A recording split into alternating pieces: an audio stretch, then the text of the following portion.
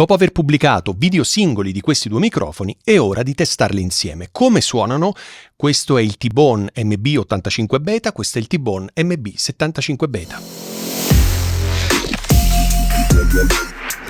Come ti dicevo nell'anteprima, probabilmente hai già visto sul mio canale i video singoli di questi due microfoni. Se non li hai visti, ti metto i link da qualche parte qui in alto. Sono due microfoni della T-Bone che ovviamente mi sono stati inviati e io ringrazio i ragazzi della T-Bone che sono veramente fantastici. Oggi voglio paragonarli perché? Perché questi due microfoni hanno una qualità pazzesca come tutti i microfoni della T-Bone e costano veramente pochissimo, perché pensa che questo qui, che è l'MB85, costa 41 euro, questo qui l'MB75 costa 45 euro, quindi diciamo costano lo stesso prezzo e hanno una qualità costruttiva e una qualità audio, come stai ascoltando, pazzesca.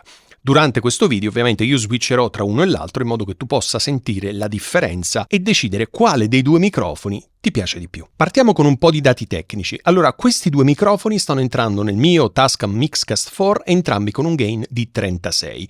Non verrà applicato nessun effetto, se non nel momento in cui farò l'editing di questo video porterò tutto l'audio a meno 14 lufs in modo che tu possa sentirlo meglio. Basta, non verrà applicato nessun effetto, nessun compressore, equalizzatore, bla bla bla. Benissimo. Questi due microfoni quindi sono due microfoni simili perché? Perché la costruzione è molto resistente, perché hanno lo stesso colore, questo cambia poco, ma soprattutto perché entrambi sono dinamici, quindi non c'è bisogno della 48 volt, ma funzionano normalmente. E entrambi i microfoni hanno un pattern polare supercardioide. Che cosa vuol dire? Vuol dire che sono molto focalizzati sulla voce, poco di ciò che arriva di lato e un pochino di ciò che arriva dietro. Quindi possono essere la scelta giusta in certi ambienti, la scelta sbagliata in altri ambienti. Quindi bisogna sempre decidere con attenzione.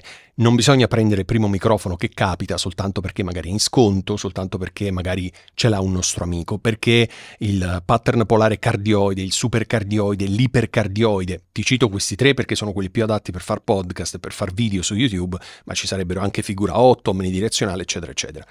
Diciamo, questi tre pattern polare, cardioide, ipercardioide e supercardioide, sono simili, ma sono diversi. Ognuno di questi funziona meglio in un certo ambiente. Ok? Bene. Chiarito questo, i due microfoni suonano in maniera diversa. Te ne stai rendendo conto perché sto switchando da uno all'altro e suonano leggermente diversi. Non è una differenza giorno e notte, ma questo non vuol dire che uno suona bene e uno suona male. Suonano diversi.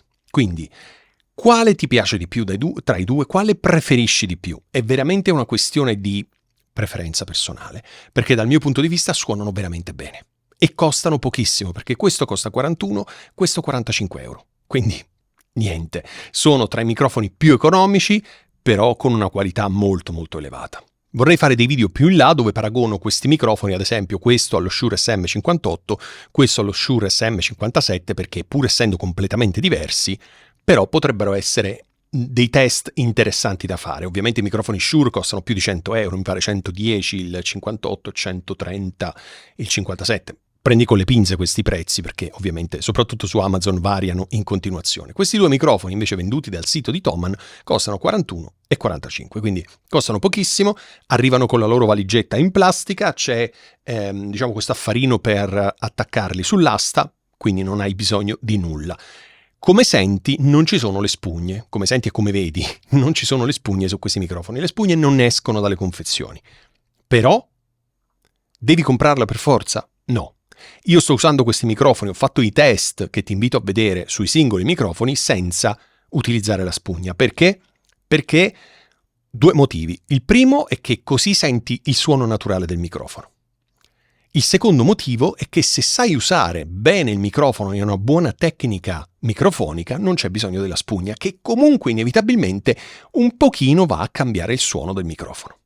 Ok, io nel frattempo sto parlando in modo che tu possa ascoltare lo switch tra uno e l'altro microfono. Ok, mi raccomando, se riesci, anzi sarebbe opportuno che tu lo facessi, metti le migliori cuffie che hai a disposizione in modo tale che riesci a sentire le differenze. Se ascolti dal telefono,